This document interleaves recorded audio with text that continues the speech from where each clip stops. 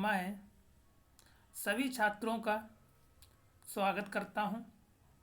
आज मैं property of matrix पे चर्चाएं करेंगे कि इसकी क्या क्या प्रॉपर्टी को मैट्रिक्स सेटिस्फाई करता है।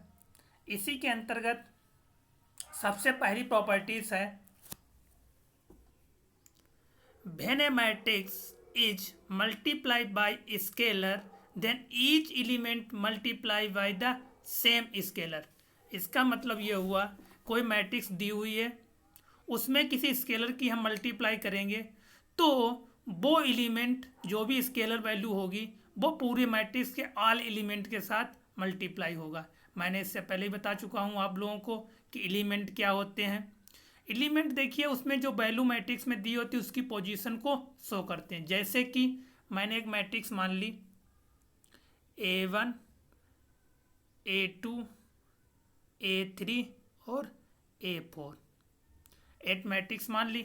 इसमें कोई स्केलर की मैंने मल्टीप्लाई की, मैंने कहा स्केलर कोई वैल्यू मान ली, मैंने K है बिलोंग टू स्केलर में बिलोंग कर रहा है, तो इसका मतलब ये हुआ कि जो K की वैल्यू होगी वो सबके साथ मल्टीप्लाई होगी। K1 K इसके साथ भी मल्टीप्लाई होगी, K इसके साथ भी होगी, इसके साथ भी और इसके साथ भी। All element of the matrix the multiply by the scalars. और जब कामन लेंगे तो ऑल एलिमेंट से कामन भी लिया जाएगा। डिटरमिनेंट और मैट्रिक्स में इतना ही डिफरेंस है कि उसमें क्या होता है कि ऑल एलिमेंट से मल्टीप्लाई नहीं होती है, उसमें या तो रो से मल्टीप्लाई होगी या तो कॉलम से मल्टीप्लाई होगी।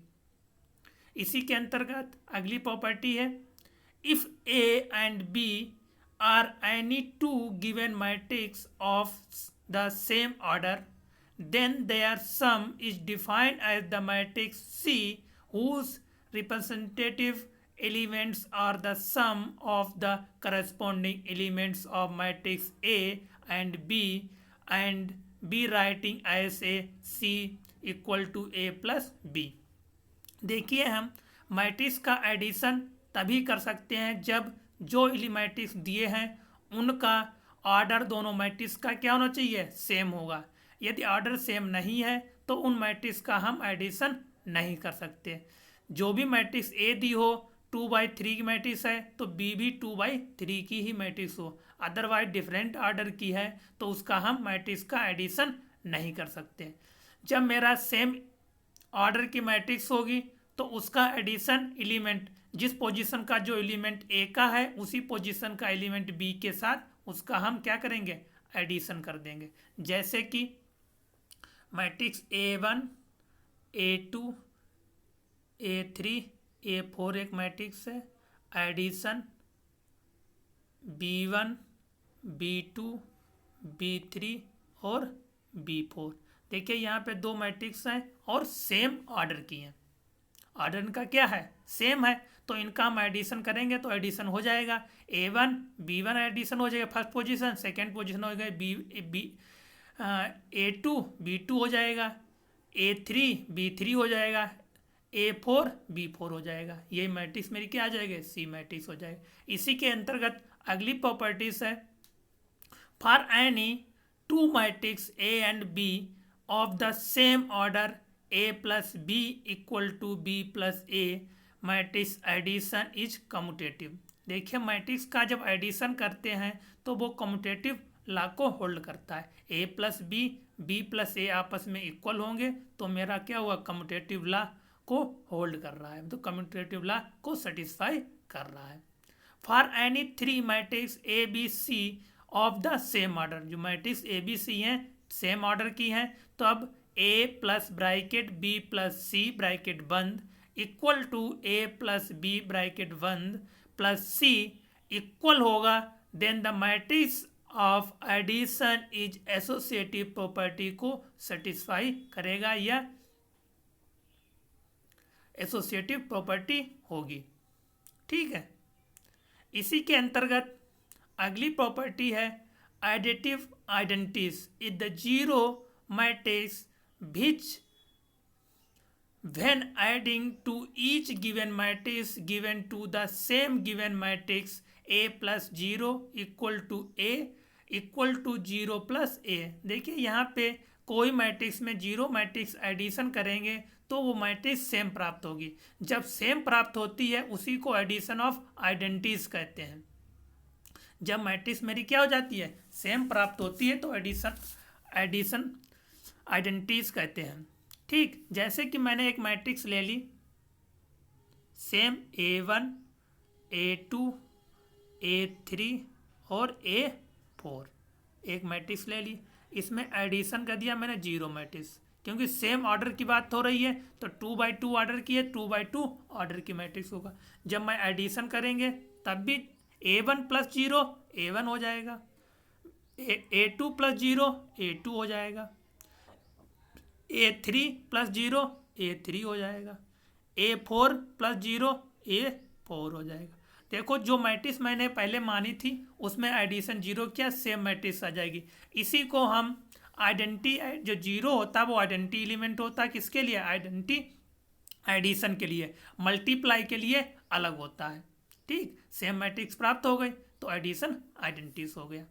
इसी के अंतर्गत अगली प्रॉपर्टी है if A plus B equal to 0 then the matrix B is called additive inverse of the matrix A। देखिए दो मैट्रिक्स का जब हम एडिशन करते हैं यदि जीरो प्राप्त हो जाता है तो एक मैट्रिक्स दूसरी मैट्रिक्स की क्या होगी, इनवर्स मैट्रिक्स होगी। जो मैट्रिक्स एक है दूसरी मैट्रिक्स क्या होगी, इनवर्स मैट्रिक्स होगी।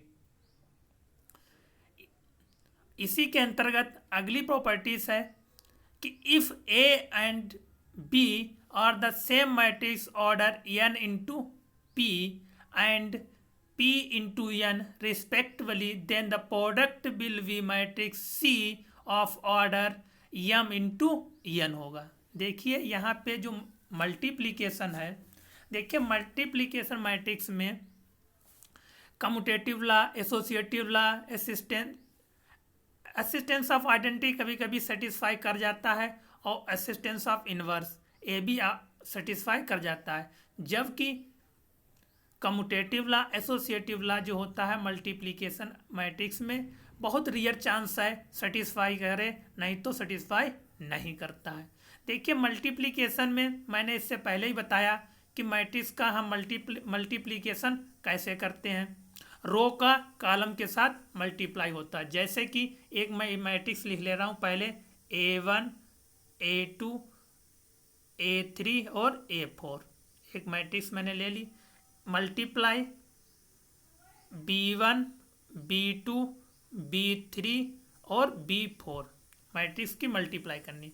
मैंने बताया था, एक तीर बताया था, ऐसे करके ऐसे, मतलब A1 A2 multiply A1 B1 B2 multiply करेंगे तो मतलब मल्टीप्लाई हो जाएगा, पहली position A1 B1 A2 B2 हो जाएगा, दूसरी पोजीशन A1 B1 न A1 B2 A2 B4 हो जाएगा। इसी प्रकार नीचे पोजीशन मल्टीप्लाई करेंगे तो A3 B1 A4 B4 न B3 हो जाएगा मल्टीप्लाई, और इसी प्रकार फोर्थ पोजीशन की बात करें तो A3 B1 plus A4 B4 multiply हो जाए, क्योंकि ऐसे करके ऐसे मल्टीप्लाई होता है, जो कि मैंने सिंबल बताया है कि इसकी मल्टीप्लाई होगी पहले किसके साथ होगी, इसके साथ होगी, फिर इसकी मल्टीप्लाई इसके साथ होगी, फिर इसकी मल्टीप्लाई इसके साथ होगी, इसकी मल्टीप्लाई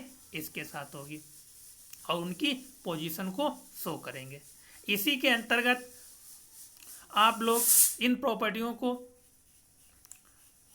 के रिलेटिव क्वेश्चनों को सॉल्व करना। थैंक्स।